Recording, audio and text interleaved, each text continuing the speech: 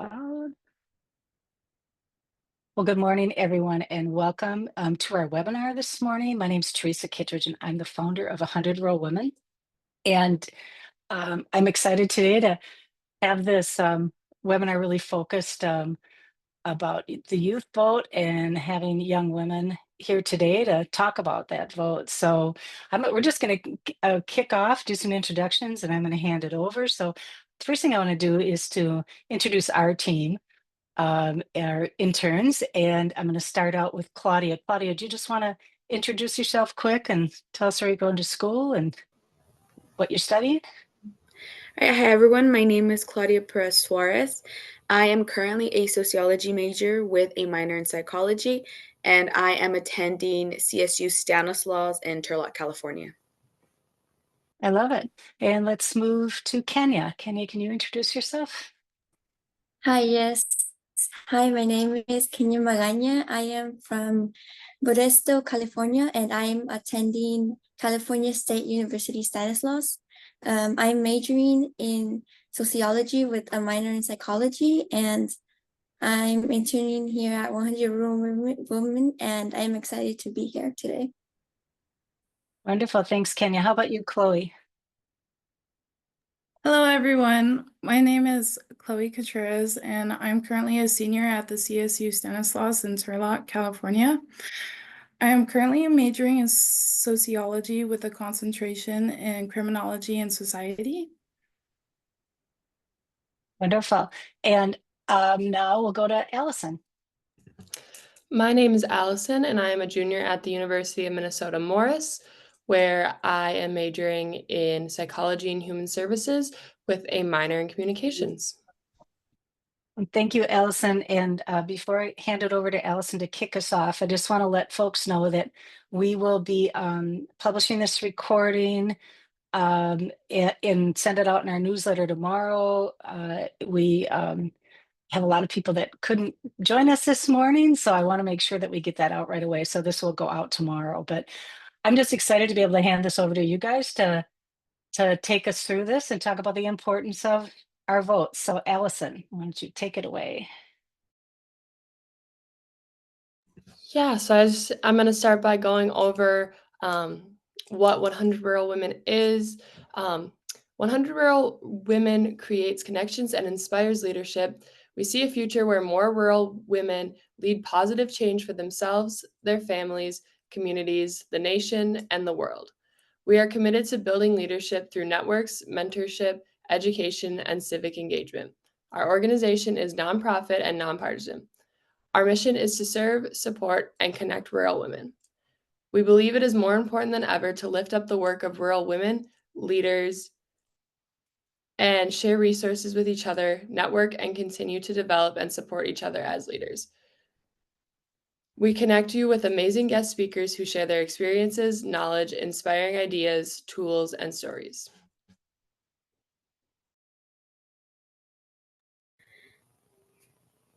All right, and then before we get started with our presenter, just a quick reminder to be respectful of one another.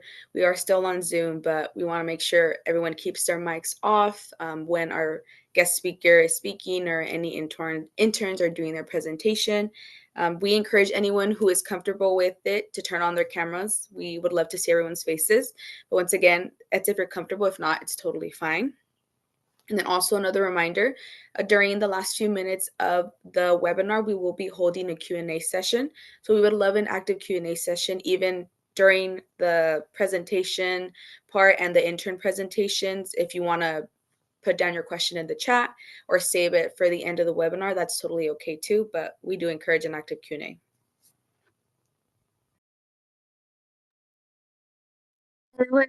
So now I'm happy to introduce our guest speaker today, Margaux Granath, who is joining us from Denver, California. Margaux is a program manager at New Voters, a nonprofit youth-led organization. They help high school students with voter registration and research to boost youth participation in politics. Margaux has connections to Minnesota and will share important information with us today. Now I'll hand it over to Margaux to share her background journey and the impactful work she does.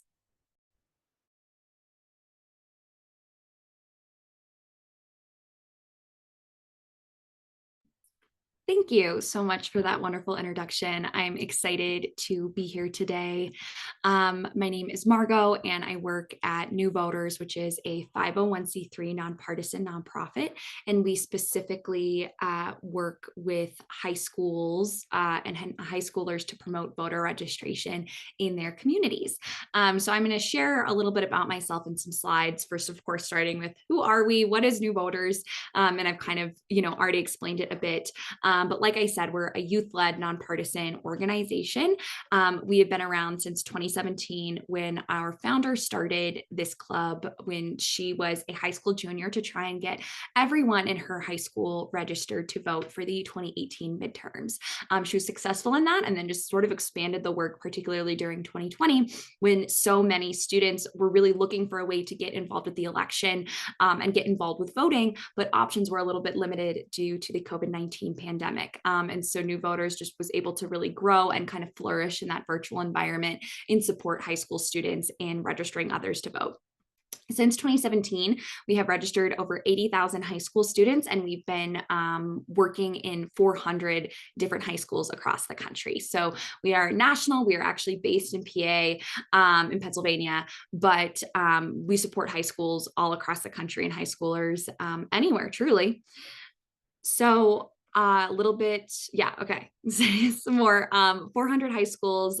We've been working for 7 or 8 years now, 300 different team members. We are youth led, which means that we work with high schoolers and college students. And, I think the oldest person on our team is me, and I'm 25. And so we really try to reflect the needs and priorities of Gen Z and support those priorities showing up in politics. One of the easiest way to do that is, of course, by voting and by making it very clear where Gen Z stands on those issues that are important and prioritized for us. About me, my name is Margaux. Like I said, I graduated from the University of Minnesota, Twin Cities in 2021 with a BA in political science. Both of my parents are from Minnesota. My dad is from Minnetonka. My mom is from New Brighton, so the Twin Cities area. And I grew up going to Minnesota every single summer. My grandfather grew up in a Swedish-speaking household in rural Minnesota, in a farming community. And so I feel like I've just been around Minnesota since I was very, very young. And then of course, attended school there, which I loved. And I'm, very, very proud to be a U of M alum. And I was very grateful for this opportunity with 100 Rural Women to, of course, speak about my own Minnesota ties, but, really expand on the impact that youth and particularly young women can have in our elections.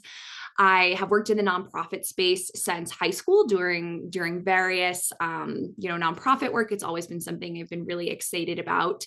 And I've worked with youth development and civil rights since college in a variety of nonprofit spaces. I've worked on a couple of campaigns, did undergraduate research, focusing on civil liberties, things like that. And the ability and right to vote and uphold our constitutional freedoms has always been, I think, kind of the bedrock of my own political beliefs and what really inspired me to continue working in the political space after college. But I wanted to work in more of an advocacy and nonpartisan space versus doing lobbying or working on campaigns. So right after college, I moved to Philadelphia and I worked at a First Amendment organization protecting, the freedom of speech and protest and press for all Americans. And then I am now so grateful to work at New Voters, where I am continuing to uphold our basic civil duty and right, which is voting, especially as the 2024 election fast approaches. I am so excited for it to be over. I'm sure many of you feel the same way, just exhausted with the amount of stuff that's going on. And it can be really hard to navigate this space as well. So I'm hoping that I'm able to kind of cut through some of that noise and provide resources and some information for voters who are kind of still confused about the voting process and are unsure where they can get reliable information. I know that is super important. And then fun fact about me, I worked at 4 different Girl Scout camps, or I've attended 4 different Girl Scout camps, and then I worked at 2. So being able to work in women-led spaces is also something I'm really passionate about. And I'm very grateful that, I now work on a team of mostly women and very, very excited to speak to mostly women today with 100 Rural Women and share that experience. So one of the problems that New Voters has identified and why we are so passionate about this is that youth are the largest voting bloc in the United States, but they're the voting bloc with one of the lowest amounts of turnout. So 4 million new voters graduate high school every single year. And around 90% of that graduating class is eligible to vote by the time that they graduate in May or June. Most of their senior class is eligible to vote. They've turned 18, but we have the lowest turnout. And low income youth voters are half as likely to vote as well. So New Voters was really established to meet the needs of our youth, explain why voting is important, why it matters, why it's important to prioritize our issues at the ballot box, and then also to provide resources and support for students that might have come from a family where civic engagement isn't a high priority due to multiple reasons. They might feel disenfranchised, and trying to kind of break down those barriers and provide accessible and reliable voting information and resources. One of the best ways to do that is peer-to-peer from someone that you already know and trust. So as much as I hope that everyone trusts me and can trust my voting information, I know that if I'm talking to an 18-year-old student, they're really going to want to hear from a peer of why voting is important. And that's why we really try to empower high school students themselves to run these voter registration drives, to provide accurate, reliable information, and start that journey of civic engagement very young. So like I said, about 90% of seniors are eligible to register to vote by the time that they graduate. So by the time that May or June graduation comes around, most of the senior class is eligible. It's just trying to reach them and encourage them to register to vote as soon as they turn 18. However, about 40% of this voting bloc voted in 2020. So that's a huge gap.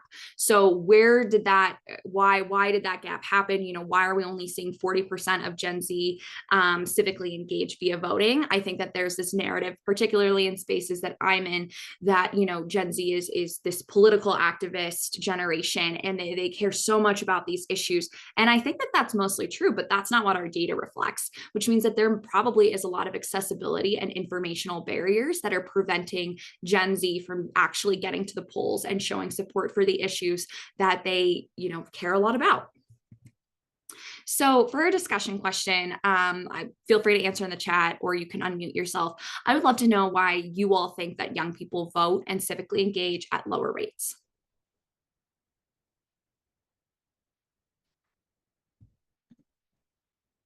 This is Teresa. I'll just jump in because I can't help myself. But I think it's accessibility is a big piece, but I think it's accessibility. How do we better inform young people, and how do we make voting more accessible? I think those are the two things I see.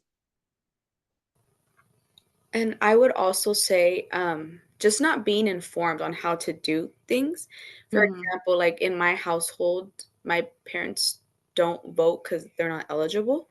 So I didn't have that information in high school on how to vote that once I turned 18, because I was one of those voters who turned 18 in February before graduating. Yeah. Like before I graduated from being a senior at high school.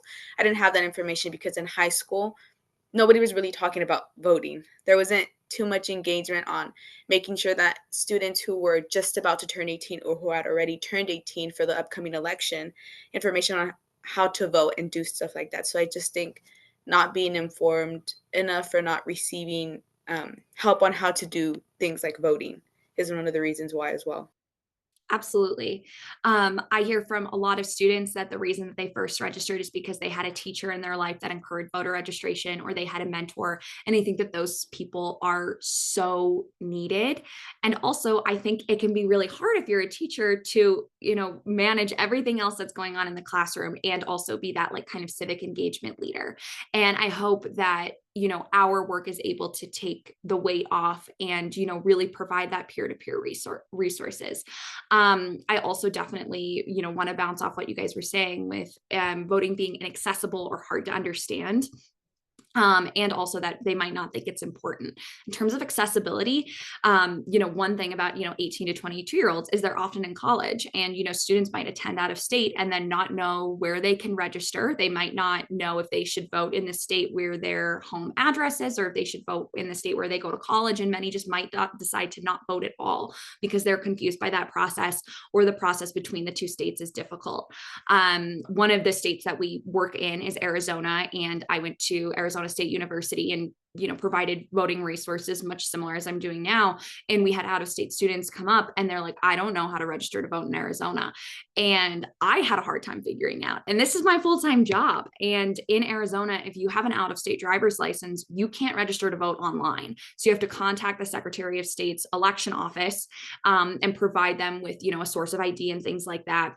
Or you have to fill out a paper registration and then submit it by mail. A lot of college students aren't going to do that. It's a very busy course loaded schedule. And for those students who are civically engaged, yeah, they're going to take that next step. But for a student that might not even think about voting, that we, want to change their mind on voting, they might not dedicate 10 to 20 minutes to contact the Secretary of State's office or submit a paper ballot to register to vote. So I think there's definitely inaccessibility issues really surrounding that. And, there's a lot of states now that do not make it easy to register to vote, or do not make it accessible for students coming out of state or younger students to register to vote as well. And I think that that's a huge piece. Young people might not think it's important. It's hard. If you look at our Congress or, even local elected officials, you're seeing people that are 20, 30, sometimes 50 years older than you. Why would you think that your vote matters? Why would you think that your issues are going to be prioritized? That's really relatable. And I think that that's super valid. My counter to that is, of course, you have to make sure that their issues are known by voting and, showing that up in the politicians and the candidates and the propositions that you do vote for. But, going from point A to point B can be difficult, and it can be hard to really feel like you're making a difference at all. One of the things I like to say, and I was actually just talking about it this morning, is that in the 2000 election, President Bush won by 1,700 votes, which is insane. 1,700 votes in a country of 300 million people. So your vote does matter, particularly I think at a local level where elections are often a lot more tight. And so even if I'm, talking with the student that's like, I don't want to vote for these candidates or these presidential candidates, I'm like, that's fine. Vote for stuff that is going to affect you almost immediately on your local ballot. And that's something that we'll discuss in a couple of slides. So thank you for that. So yeah, so one of the things also that I know you guys touched on is registering to vote and the barriers that happen with that. So 1 in 5 young people didn't register to vote, or who didn't register to vote had difficulty registering. I talked a little bit about the Arizona example. There were also students from Texas that attended school in Arizona who wanted to vote in Texas, but in order to request a mail-in ballot, you had to mail something to the election office. You couldn't request a mail-in ballot online. And so there are, states and local election offices that have barriers. And, I'm sure that there's a rhyme and a reason for it. But as one of the students that I was talking to told me, she was like, if their goal is to try and make people not vote, it's working, because I don't want to have to mail in a request for a mail-in ballot. And I think that that's really sad. And especially for registering to vote, which in my opinion should be one of the most simple things to do, it really depends on the state that you're in. For example, Minnesota has always led the country in voter turnout. We were just talking about this beforehand, and nearly 80% of registered voters in Minnesota turned out to vote in the presidential 2020 election, which is amazing. But Minnesota also doesn't allow online registration up until the day of the election. So that deadline, unfortunately, has already passed. And so there's certain things, even like that, from states that we, really expect to lead our country in civic engagement, that could be a barrier as well. So kind of moving back to what I was saying a couple slides about how young voters are underrepresented and underserved, I think that that is a really valid concern. And I know that it can feel very demoralizing. Excuse me, sorry. It can be very, sorry.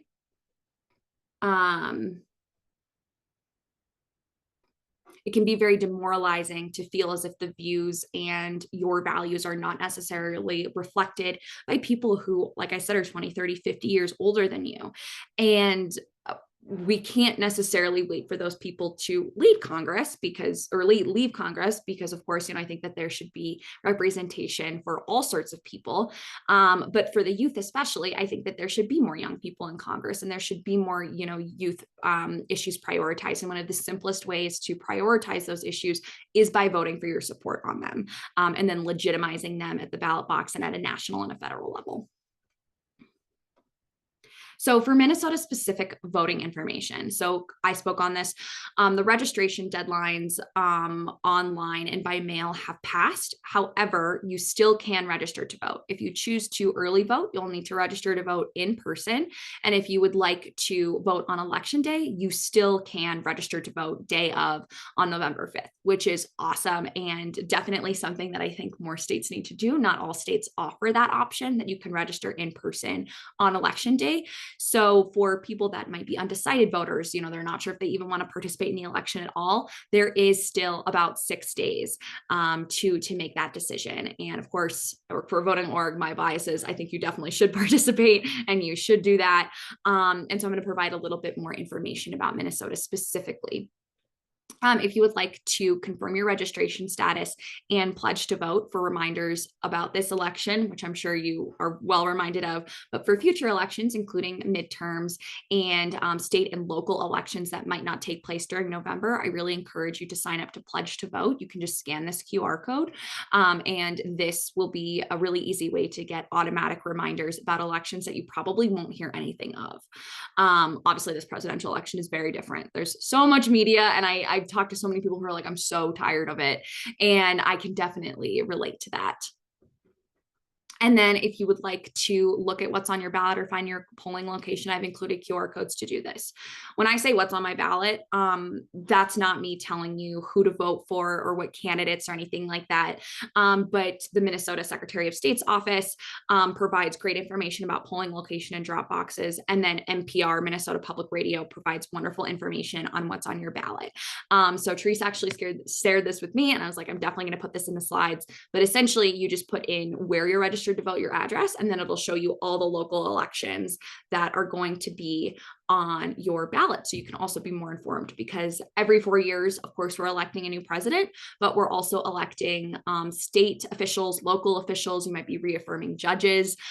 There could be different propositions or amendments that definitely relate to issues that you care about. So I always encourage people to look at what's on their ballot ahead of time, especially if you're going to vote in person and you might not be able to look up things that you have. So that's a great tool. I also encourage people to go to vote411.org, which is a nonpartisan website run by the League of Women Voters that provides nonpartisan and unbiased information about what is going to be on your ballot. And I think that they're a really, really great resource. Of course, as we're nonpartisan and 501c3, I like to share information from similar orgs. So yeah, I encourage people to check that out as well.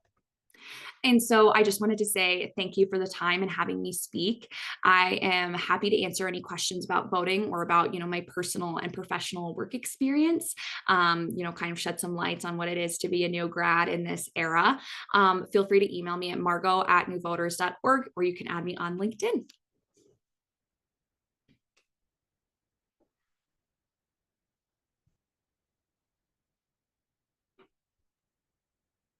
Thank you, Margaux. Claudia, you're going to take us, or Chloe's going to start us out, right?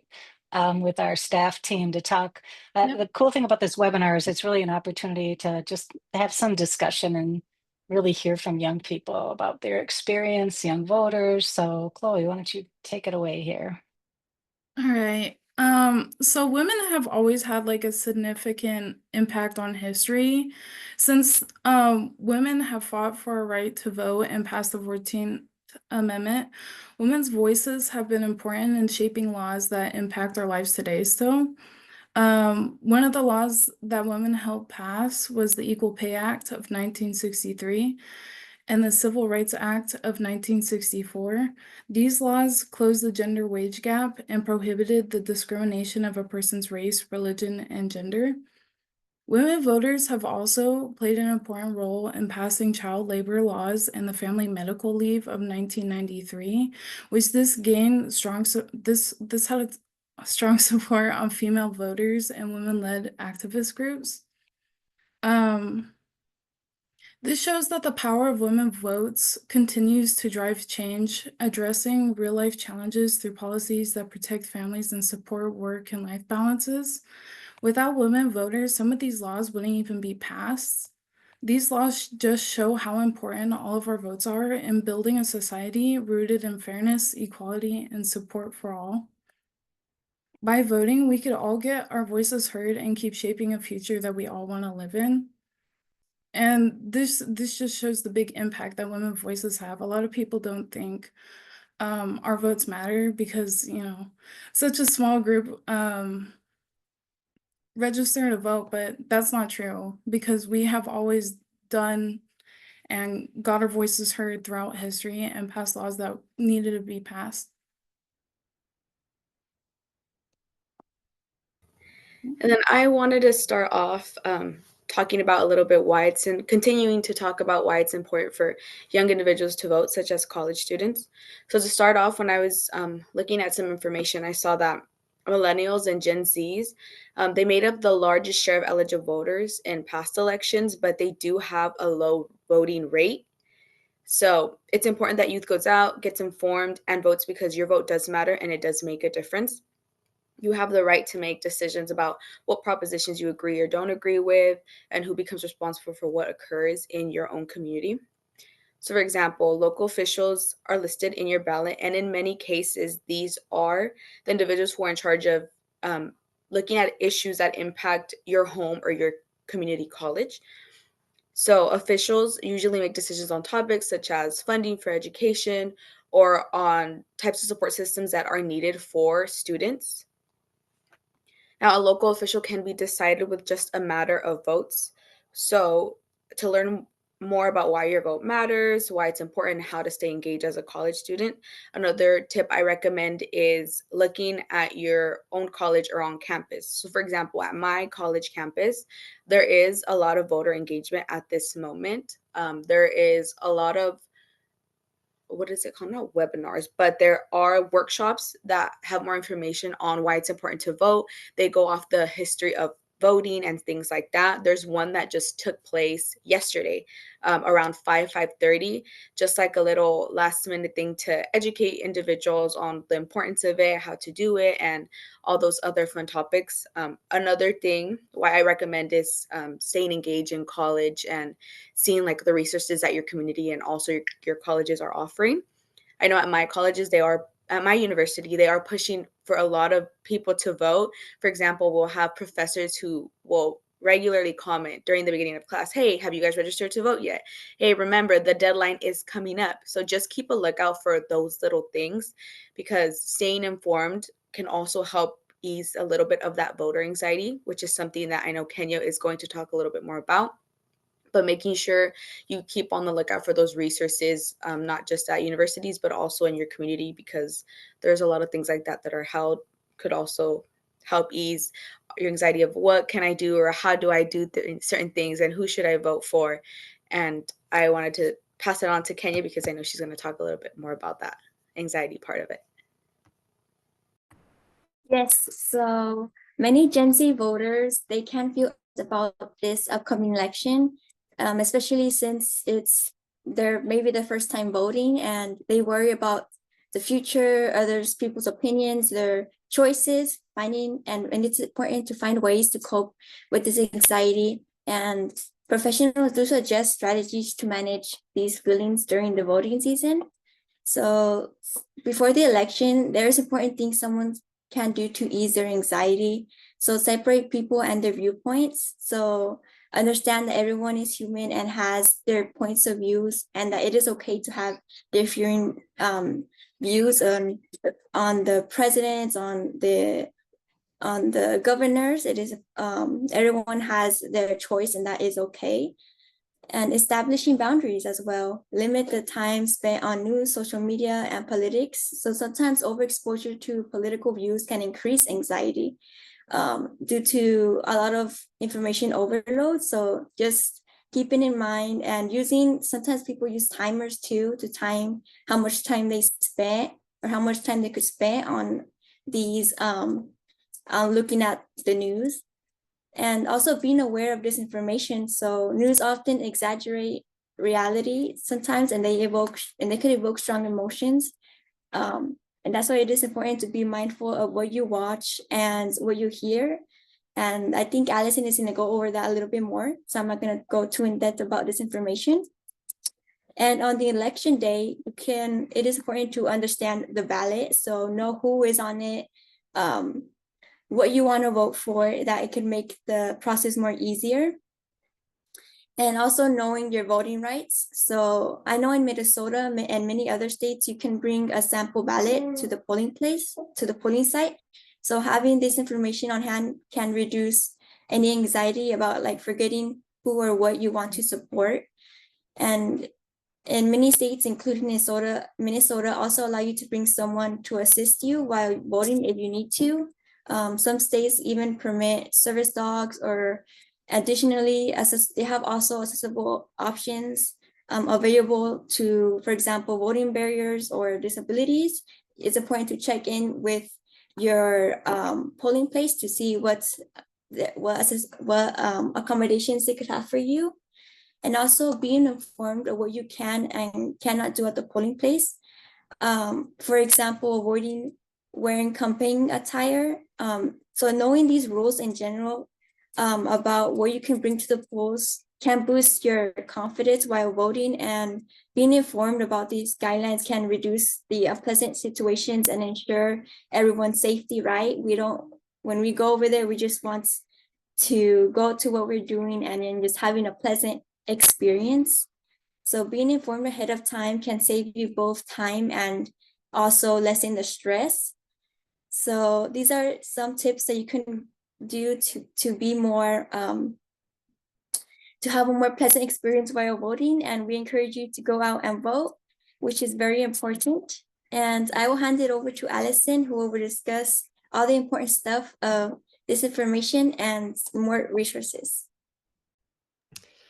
Yeah, so I'm going to share a little bit about misinformation. So, with the evolution of social media, misinformation when it comes to the election and just politics in general is kind of everywhere. And I mean, I'm speaking from personal experience, but I feel like a lot of us can relate to just kind of believing what we see on social media and thinking, oh, like I saw this on TikTok, so it must be true. Or, this person I saw shared this. And we kind of just can fall into believing this without really, fact checking our sources. And so the thing with social media and misinformation is that it's kind of a big boulder rolling down a hill that's hard to stop. One person makes a video that contains fake information, and then another person shares or reposts it, and then more people see it. And so then more people can continue to repost this. And then all of a sudden, there's this idea going around that is false. And so to kind of stop that, the spread of misinformation, it can be really hard to not just think, oh, I saw this on TikTok, so it's true, or someone shared this on Twitter, and so I'm just gonna, go to Twitter for my information. Instead of doing that, you can try to seek out your information from reputable sources. In an article from Forbes, they cited the top 5 reputable sources as the New York Times, Wall Street Journal, Washington Post, BBC, and Economist. So I think if you can try and turn to sources that are recognized as more reputable over social media, that can help spread or help stop the spread of misinformation. And also, if you're seeking information about a specific candidate or what you are voting on specifically, most candidates have specific websites that talk about them personally and what they hope to accomplish while they're in office. For example, with the presidential election, the two main parties' representatives, Harris and Trump, both have official sites with information about what they hope to accomplish in office. So if you are looking for candidate specific information, that is always a place that you can go to try and find, more exact information about what their goals are. While social media can obviously have some true facts, the risk of consuming misinformation is high, and so seeking out a reputable source will help you combat that risk. All right. Thank you, Allison, for closing us off with the information portion. So we are now getting into our Q&A portion of the webinar. Just a reminder, if anybody has any questions, you can always put that down in the chat. Right now nobody's presenting, so we also welcome if you want to unmute yourself. You can also go ahead and do that just to ask a question to either Margaux or any of the other interns.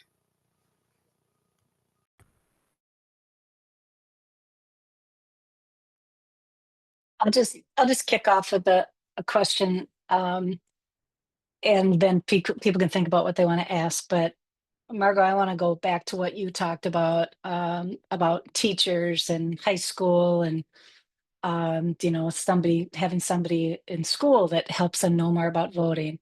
So for all you guys, for all the panelists, when you look back at high school, what what did you have in your curriculum as far as civics and voting? And what would you now, looking back, what would you have liked to have in your curriculum as far as learning more about voting? And Margaux, why don't you kick off as this, and then let's go around all the panelists to chime in on that. Yeah, absolutely. I remember pretty vividly that we had an outside organization come in and provide papers with which we could register to vote. My birthday is in December, and so I missed the 2016 election by like a month or like 5 weeks or something. So I was like a little bit upset at my mom. I was like, come on, like you could have had me at the beginning of November. But yeah, so I was unable to participate in that election. But what I didn't know is that I was eligible to pre-register to vote. So in certain states, you can pre-register as young as 16, and Colorado is one of those states. Colorado is where I went to high school. And so I'm really trying to encourage high schoolers that I interact with. They say, well, I'm not old enough, I'm not going to be 18. It's like, well, actually, you can pre-register now, and then you're going to be on those voting rolls for the next election where you are eligible. I was really grateful to my civics and government teachers that really provided a lot of information about voting and why it's important, and especially why it's important for high schoolers to vote as young as they can. And I'm hoping that any information that new voters can provide can be supplementary to these teachers that are already doing amazing work.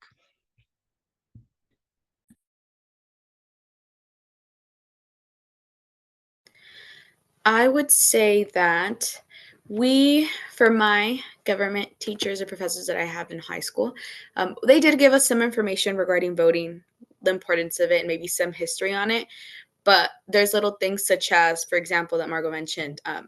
I don't remember being told that we could register to vote before we turned 18. So I turned 18 in February, and I did get some information on, wait, it's important, you should be doing it. But it was never like, hey, as a young individual, it is very important. These are the reasons why. And if you are lost or have no idea on what to do, this is a resource you could use, or this is a webpage you can visit in order to get more information on that. So I would say there was some talk about voting and why we should do it. But in my case, in my high school, I think that they should have pushed a little bit more for providing those resources, or just or paving a way for us to be like, hey, if you need help or have questions, these are some places that you can go and get those answers, because I don't know much information on it and X, Y, and Z. So I would say that in my case, I really wish that my high school would have pushed for providing more resources for us, or just like this, having like little workshops and stuff for individuals who are getting ready to turn 18, so they are better informed and understand the reason why it is important for them to go out and vote. I feel like I had a really, really positive experience in terms of what I learned in high school with my government teacher and everything. He was absolutely great. And so, as part of our grade, we had to attend so many like local meetings. We had to go to township meetings. We had to go to school board meetings, and we had to be physically present so we could understand kind of how everything works. And I mean, you kind of had no other choice. Like you had to go to graduate. And so I think that was really impactful because we were able to learn a lot about the process. And then he also offered extra credit if you registered to vote while you were in his class. and you showed him like proof of this. And so I think that was part of it too. I mean, I didn't turn 18 until the July after I graduated. And so obviously I was not able to register, but I was able to pre-register. And he was just great about, you know, sharing resources. And he talked a lot about websites and things we could look up. And he was just one of those people that loved to share his knowledge with everyone. And so he was always kind of someone that said, if you have any questions regarding the process, please come talk to me. Please reach out because I would love to share it with you. And so I just think my experience was really good, but I just wish there was a way that we could spread this to more schools and more people, because I feel like a lot of people feel like they are in the dark. And so I feel like if we could figure out a way to get everyone more involved, I think that would be the most beneficial for everyone.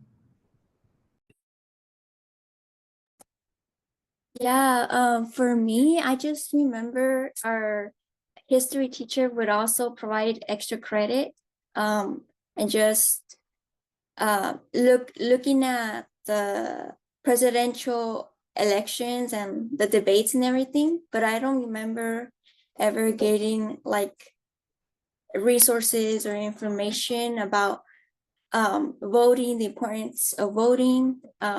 I do remember we would watch a lot of like videos about like the debates and like what's happening in the for the elections, but I don't remember like ever getting like that push to like to vote, and that like reminder that it's like important and that vote can impact like the election in general. And also I think something that I would have liked to have as in college, I mean as in high school, because I remember in high school I wasn't able to vote yet, but he did like tell us, oh, to register to vote. So I did register to vote. I do remember doing that, but I did not really have that like guidance to do it. I just kind of like, he just kind of like told us to do it. And I wish, like Claudia said, we would have like some more workshops or more guidance, especially for like the seniors, but also I think it's important for all the grade levels, because just to have that in mind before you before you are eligible to vote. And also how like the guest speaker was saying, like even if you're not eligible to vote yet, there is some things you could do like in preparation for that. So, and being like knowledge, getting more like into being more, what's it called, being more purposeful of what you watch on social media. Just there's like a lot of resources out there, a lot of information, and I think looking at the resources even that the guest speaker was providing, and also the RR 100 Rural Women, it really helped me kind of ease the anxiety and kind of help me clear my mind and see, oh, there is stuff you could do, like fact checking. There is resources out there to help with the voting process, and it could seem also overwhelming, because I remember even registering to vote was like kind of like, I don't know what I was doing. I was just kind of like doing it. But yeah, I think it is important and it is significant to have those tools, to have those resources provided. So that's what I think. That's what I think the schools could have, or at least my high school could have done to help with the voting process. In my high school experience, we had like I don't know if it was exactly new voters, but we did have volunteers from our local community college and from the I can't remember the school, but we had a couple college students come in and actually walk us through pre-registration for voting, and there was like 5 students, so there was like a lot of help. So I actually had someone who walked me through step by step to pre-register, which was very helpful. And even in middle school, I think we had like mock elections in my town, which I don't see a lot of or hear a lot of people doing. But in my middle school, that was kind of an experience. So I was already kind of like thinking about voting and stuff. So that was cool.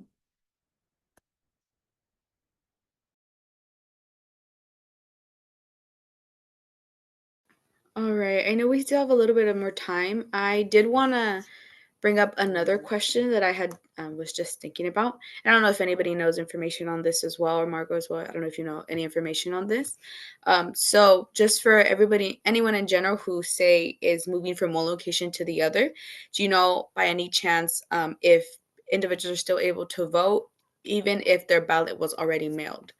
I don't know if it's specific to every state or if you have any information on that, or if anyone by any chance has information on or a link to where we can get more information on that, just in case there's individuals who are moving from one place to another and still want to vote. Yeah, absolutely. So I can answer this to the best of my ability. The first thing I would recommend is to be as proactive as possible. So if you know that you're moving, just quickly update your address online to kind of prevent this happening in future elections. The second thing I would say is it really depends on the state. So if you're moving within a state and your ballot was mailed to your old address and you're at a new address, what I would do is contact your local elections office for the county that you reside in now and request a new ballot, and then also contact your old county election office and request that that ballot is voided. This is really important. I'm sure that, especially around this time of year, election workers are trained to help you with this stuff. So contact both of them and ensure that your previous ballot is voided.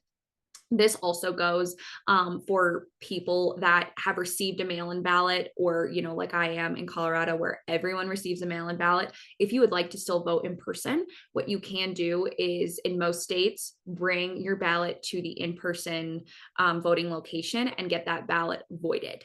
I highly encourage you to look up your local elections website to just make sure that those same policies apply where you are living, and contact them via phone or email. And many people, again, this time of year, are really, really responsive and can be able to help you with that. If you are moving states, and so say, for example, like you received a mail-in ballot at your old address in Colorado, but now you move to Minnesota, what you would need to do is you would need to contact your local election office for that ballot office in Colorado and request that it's voided, and also cancel your voter registration so that you're no longer counted. And then if you now reside in a state where you are able to register to vote up until the day of the election, what I would recommend doing is either registering online if you are still able, or going to your local election polling place on November 5th, registering to vote there, showing with proof of, your ID, your new address, bring like a gas or a mortgage bill. Different states have different requirements, and then just voting in person on election day.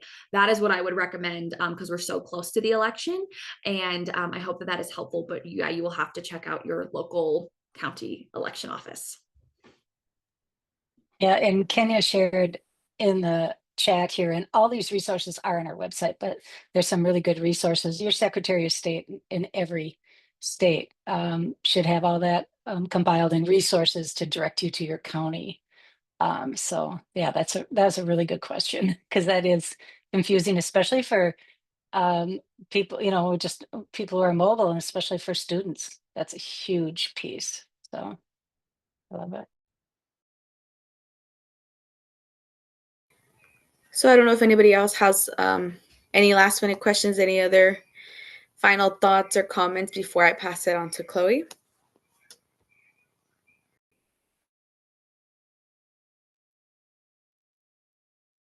I think just to squeeze one more in, this is Teresa.